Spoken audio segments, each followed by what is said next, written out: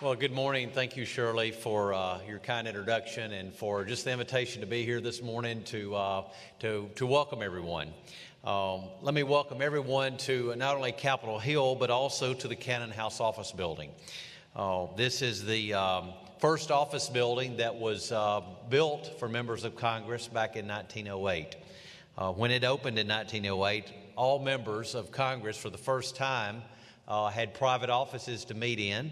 And that was the first time in American history that had happened. So very historic building here. It's a beautiful building. Of course, we're here in the Cannon Caucus Room. It is the largest room and most ornate room here in the Cannon House office building. And it's been the venue for the National Day of Prayer for the last several years. And I want to, like I said, welcome you along with all of my colleagues here in the House of Representatives and also in the United States Senate and the United States Congress. Whether you're here this morning in the Cannon House office building here on Capitol Hill, whether you're watching by internet from somewhere else around the nation, or whether you're at meeting today at a city hall or a courthouse across the nation, we're here for the same purpose, and that is to, of course, pray for our nation and to ask God's blessings on it. I do want to thank Shirley and her team for their hard work, John Borsheen for his work on this, putting this together. Also all the staff and the board with the National Day of Prayer Task Force. This is not a thing that just comes together in the last few days. This takes really a whole year of planning. And it's an honor for us to work in our office to try to make sure that this goes that this facility is open, that we work with the leadership here on Capitol Hill to make sure this venue is always open. And so I want to just say a special thanks to everyone who's had a hand in that.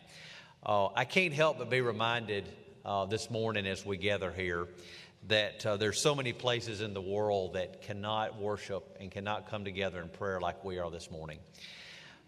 There are governments that will not allow what we're merely doing here.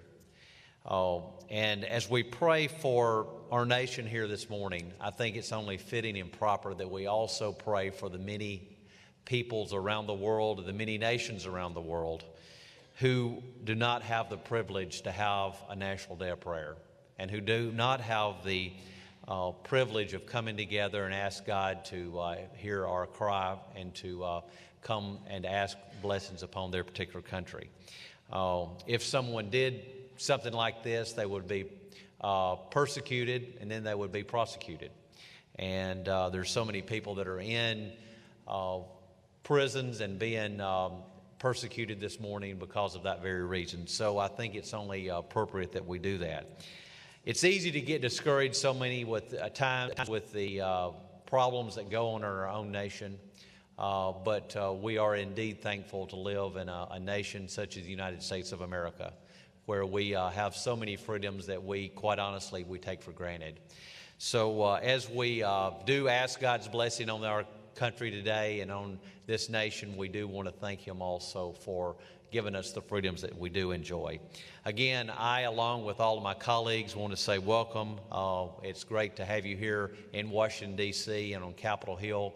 But for all those other groups that are forming and that are coming together across this nation to pray for this nation, we just we all come together for the same purpose. And again, that is to ask the Lord to hear our cry. Thank you and God bless.